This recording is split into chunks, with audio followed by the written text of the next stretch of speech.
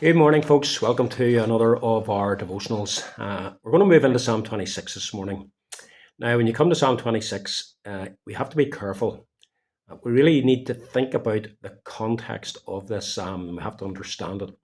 That's where many liberal commentators have gone wrong.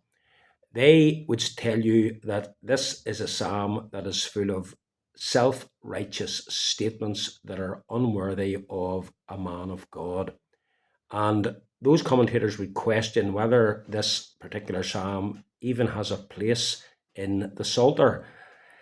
And if you read through the psalm, you can see how some might come to such a conclusion. However, believing that all of Scripture is inspired by God and believing that God intended for this psalm to be part of the Holy Scriptures and to be there for our profit, we have to look in another direction for why this psalm was written and what it is meant to teach us.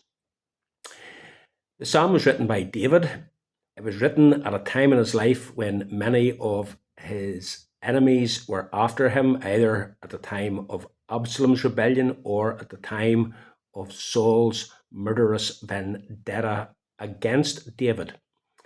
And at that time, all kinds of slander and all kinds of treasonable accusations and all kinds of character destroying statements are being said about David and against David by his enemies. Now, it's in that context, against this background, that David writes these words.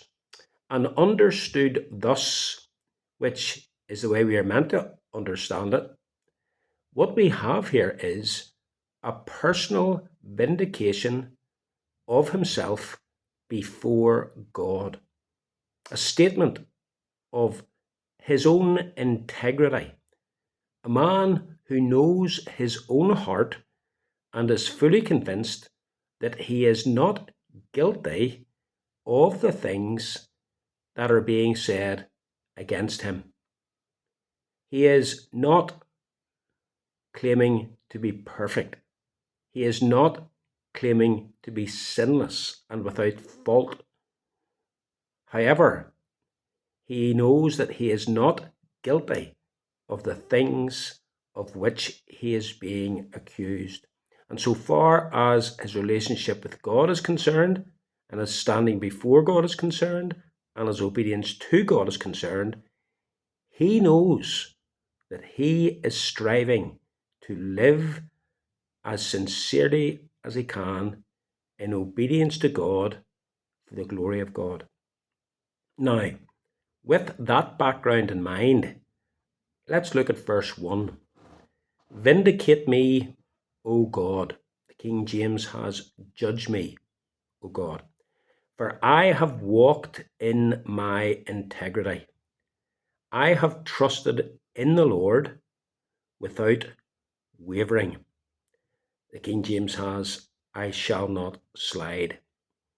So David is calling upon God to be the one who judges him in his heart and in his life. David knows that all the things that are in his life are open to the one who knows all things and to the one to whom David will ultimately have to give an account. David knows that deep down he loves the Lord.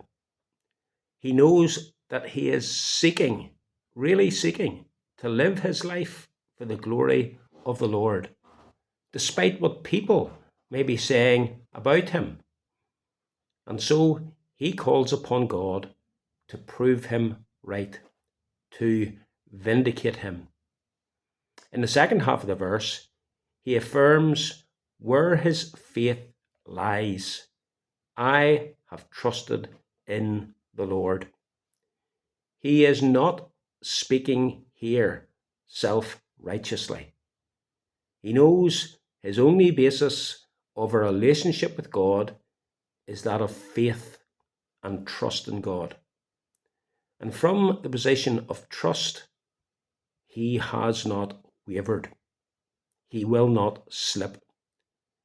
Despite all he has had to face, despite all he has had to cope with, despite how things are turning out in his life, he is still trusting in the Lord unwaveringly, and he is living for the Lord.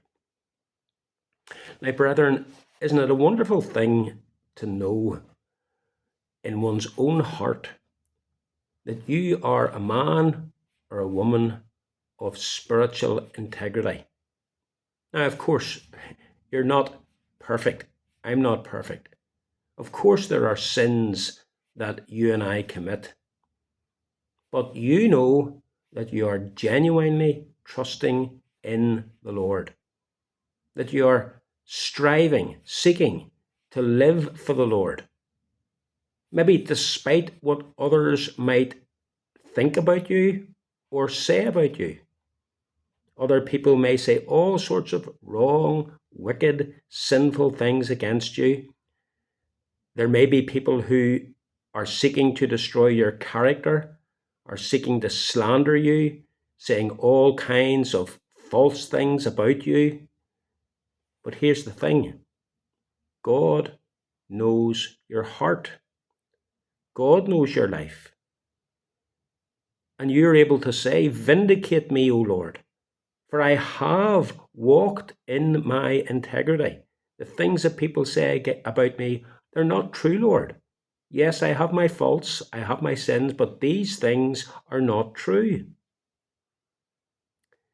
Sometimes when a person is falsely accused and such accusations are upheld against them, maybe in a civil court or maybe even in a church court, due perhaps to not having the full story presented, due perhaps to false witnesses, due perhaps to wrong conclusions being drawn from the evidence that has been presented.